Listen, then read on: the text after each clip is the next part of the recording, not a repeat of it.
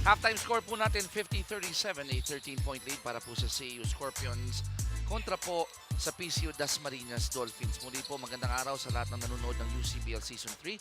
Chicky Reyes with Juan Manal dito po tayo sa may Olivares Gym sa may Paranaque. At pag-usapan ngayon namin ni Coach Juan itong mga numero dahil nakakagulat. Although up by 13 ng CEU, pumapalag ang PCU. Yeah, actually, it was a good first quarter para sa PCU. Dikit na dikit yung laban, 10 puntos lamang ang lamang nila when we ended the first quarter. But come second quarter, biglang nag-balloon because of a couple of turnovers that PCU committed. Yun din po ang rason kung bakit sila natalo no first game. 32 turnovers that were mostly converted by CEU. And right now, if you take a look at the statistics, ang mga pinaka-glaring na numero natin dyan, again, CEU scoring above 50% because of their fast break attempts. But take a look at the 3-point category. 6 out of 13, samantalang wala pa na-shoot ang PCU Dasmariñas pagdating dyan sa category na yan. But again, because of the hard-working Lucien Mulamba, 11 out of 15 free throws compared sa 4 pa lang ng CEU na tinitake nila. That's what's keeping them alive. Out of that 11 out of 15 free throws kay Lucien, 8 out of 10 ang napuntos niya dyan sa free throw line na yan. And again, the assist, of course, inevitably, every time CEU forces that turnover, they run. And then a lot of guys are free, which leads to that 17 assist category compared to the 7 lamang ng PCU. And these halftime stats are brought to you by Maxell Power Tools. Yung 3-point shooting na talaga, no, medyo ang mailap for PCU. Leading scorers, Lucien working hard here with 16. Now, Rich Ginitaran, partner first quarter to itong 14 niya. And then the others chipped in. But I like what I'm seeing from Austria because he is an undersized big man, but he's playing huge today. And again, he started muna, pumorma muna siya sa labas. Nakita niya, hindi siya nadidepensahan siya na mabuti ng mga guardian ng CEU. So started taking it inside. And nung first quarter, napansin natin na to si Diouf doesn't really challenge most of the interior attacks of PCU. And Austria found an advantage to that. Started penetrating that shaded area, and he's been getting points from that. But take a look at Rich Ginitaran. That's points that he has right now. He scored good 14 points. Yung 6 na 3 points ng CEU dito sa laro natin, 4 doon galing kay Rich Ginitaran, all in the first quarter. Ngayon, ito, nagulat ako ng kaunti dito para sa CEU. Omar Caballero is in, of course, David is there, Rojas and Ginitaran. Walang Diouf dito. So baka mamiesta dito ang isang Lucien Mulamba. And we don't know. I mean, it's a risk that, again, sinabi natin, even the starting 5 of Coach Derek Pumanen in this ball game was an experimental starting 5. It's a mix of, you've got Orlan Wamar starting in that game. Sorry, in this game, you've got a couple of names that usually don't start for them. And he's mixing it up a little bit. Alam naman natin na malaki yung lamang ng CEU against PCU. Sila ang favorite team dito. It gives Coach Derek Pumanen the luxury to actually start trying out a couple of things as they enter the semifinals. They are sure in the semifinals. Yes. Yung positioning na lang naman ang pinag-uusapan natin dyan. But it gives them opportunities to actually try out things, hopefully shock their opponents in the semifinals. Kaya naman, even right now, we don't see Diouf on the floor as we begin the third quarter. Perfect time to experiment a little bit. Not because you're taking the other side lightly, but because you have a 15-point lead. Di ba? Kailan ka pa susubok. That's right. Kailan ka pa susubok ng mga ganong kombinasyon. 52-38. 14 ang abante dito ng CEU. Kanila bola, third quarter action na po tayo. Keanu setting the play here for CEU. Ginugulo ni Peralta. Wamar, shot block. Down to 7. Ginitaran. Talagang maganda gising. Rich Ginitaran ngayon, partner. 18 na yan. Parang yung gising is an understatement. Ang ganda talaga ng nilalaro ni Rich Ginitaran. Kahit anong bato niya, iilan lang ang mintis niya. And yung mga mintis na yun, immediately nare-rectify niya with the kind of adjustments in his shots. But you can see now, kanina binanatan niya sa 3 points tong PCU. Ngayon naman, dinadrivean niya. He's got all the guns needed for him to make it big. He is a natural born talent scorer. 18 points for Ginitaran. Bonus free throw. Make that 19. Score natin 55-38. 17 ang abante ng Scorpions. Alam mo, partner, itong si Keith Peralta ng PCU. He has been holding the fort for the the PCU Dolphins in this ball game. I personally think, this is my personal opinion, that I think he's one of those guards that are rarely mentioned but is a big name in our tournament. For UCBL, you've got Almaheda as a point guard. You've got other guys. You've got Orlan Wamar. But I think Keith Peralta should be part of that conversation with the way he's able to. He doesn't give too much points, but he does facilitate well. An ideal point guard para dito sa PCU. I'd like to see him in the DP. No? Si Keith, sana one of the next conferences natin makita natin. Leak out play. Remolasio. Just like that, on cue. Touchdown pass para dito kay Keith Peralta. That was perfectly pitched. Good timing. It resulted to a foul count. Dito mo gagamitin yung term na good quarterbacking job coming from Keith Peralta. Literally going for that pass and Remolasio with a touchdown. 55-42. Make that 55-43. Kumakatok na naman itong PCU Dolphins sa pintuan ng CEU. Hindi talaga pumapahid na bumitaw. Natanggal na yung pagka-starstruck na sinasabi nila eh. Oh, and Orlan Wamar with Lisa, may exchange na nangyari doon. Malaman natin kung sino ang salarin. Merong hindi natin napansin dahil we're looking at dun sa action where the ball is. Pero may kiskisan between Lisa and Wamar. Might be against Wamar, I'm guessing. But they're trying to see what happened there. I want to take a look at that replay. Baka makita natin ng konti yung ano eh. Kasi sumisenyas to si Orlan na tumaas lang daw yung kamay niya. But basically, we couldn't see it on the replay. But the referees definitely saw it. I think it happened right in front of them. And even right in front of Coach Derek Pumarin. And you can see Coach Derek Pumarin not protesting in the call. He actually looked at and nagka-stare down siya. Sinundan niya hanggang dulo ng bench si Wamar. Saying, what the hell are you doing? Unsportsmanlike foul ang tinawag. And Lisa calmly sinking the first free throw. And pretending na may mga teammates siya dun at low five sa kanya. Yung pangalawa, ganun pa rin. Nikki, anong balita mo sa amin? For Coach Gual, continue to improve daw ang kanilang depensa dapat for a PCU. For the second half, kailangan sundin lang din nila ang kanilang game plan.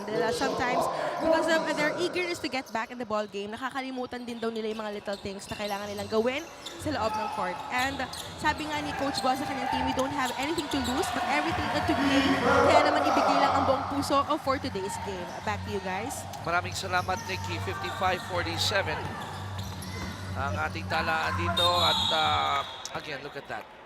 Ngayon, I'm seeing an aggressive CEU. They have no Diouf inside and the other players are gagging inside to get that second chance at the basket. And I think that's a natural tendency. If you've got Diouf in the shaded area, ang tendency ng the rest of the team is I'm sure he can get the ball, so we don't really need to exert so much effort in getting the rebound, bouncing out, being more aggressive in the paint. But when Diouf's on the bench, it sort of wakes up a little bit of something from the rest of the players. Yes, Wala si agree. Diouf, so you got to step up in terms of playing inside the shaded area, and that's what we can see right now with Uri. He was just aggressive in getting that rebound. Split para kay Uri, and UCBL 2018 season is supported by Maxwell Power Tools. Score natin 56-47. Don't look now, partner.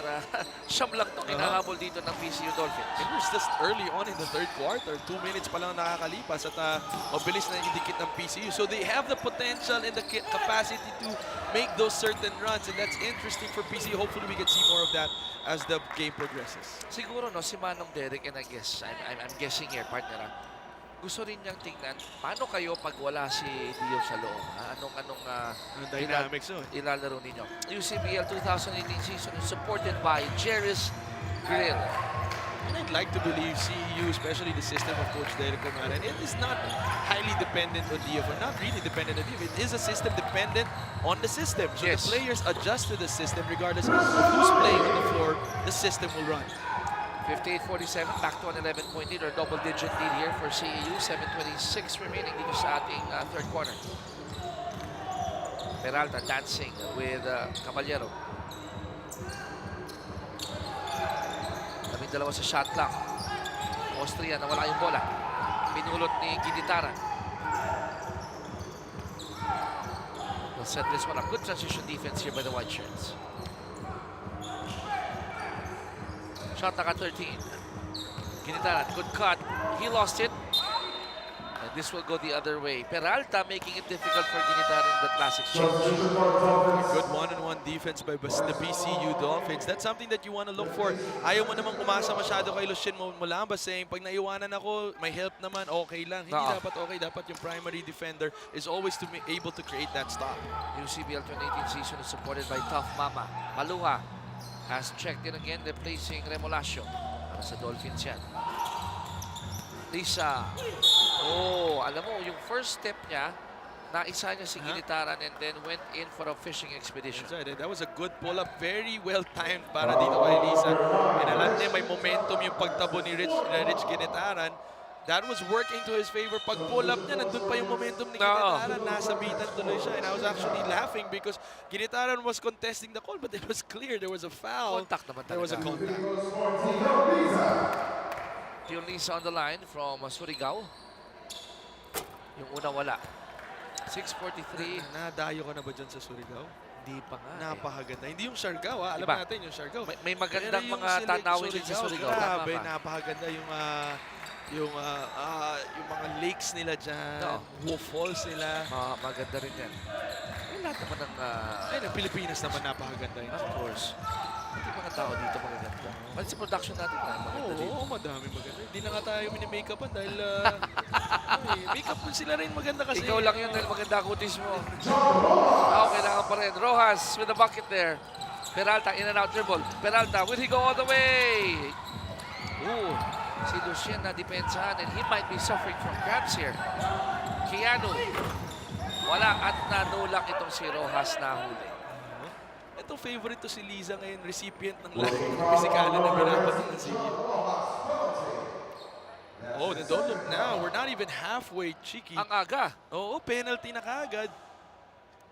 And Liza is to be complimented for that. He's been getting a lot of those physicalities ng CEU.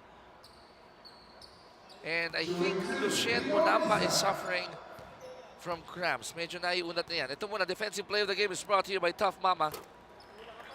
Kanina napansin natin, he was stretching that right leg sa ilalim ng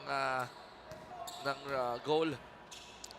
You gotta give it to Lucien Mulamba. 16 points and 13 rebounds to begin the third quarter.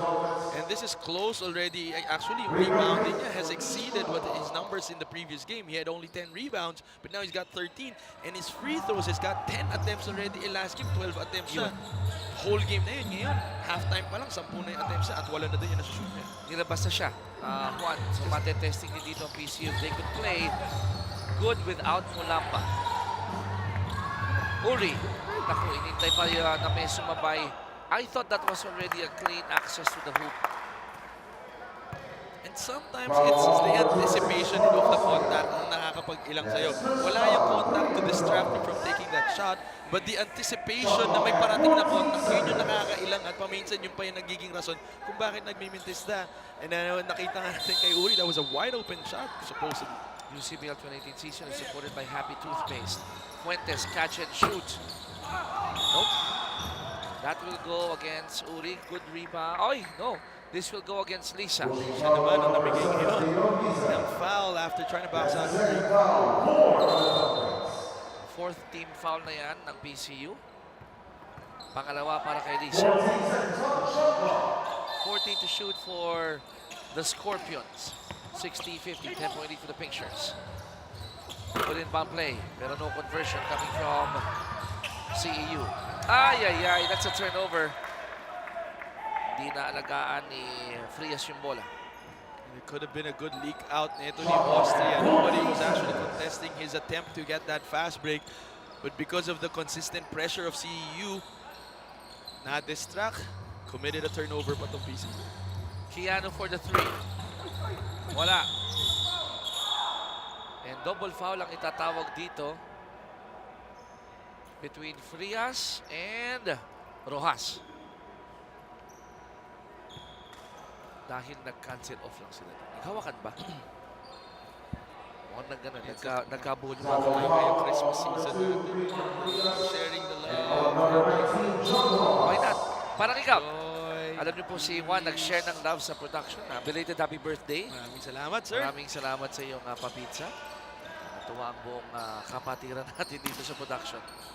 Madali lang pangitiin ang mga tao natin dito sa production team. Alam naman natin na kulang pa ang pizza para suklian ang kanilang paghihirap, pero isang thin crust lang ang katapat. Yeah.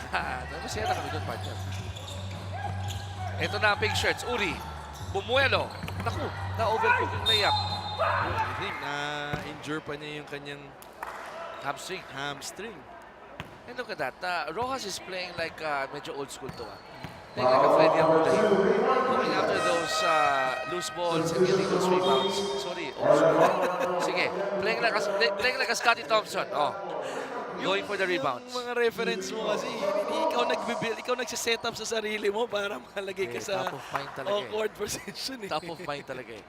At tawag doon nila Pero na, I mean, para hindi mo makilala ang Freddy Abuda, Dapat mukhang, kilala nila yan. Dapat. hindi ka talaga fanatic or fan ng basketball. research ho.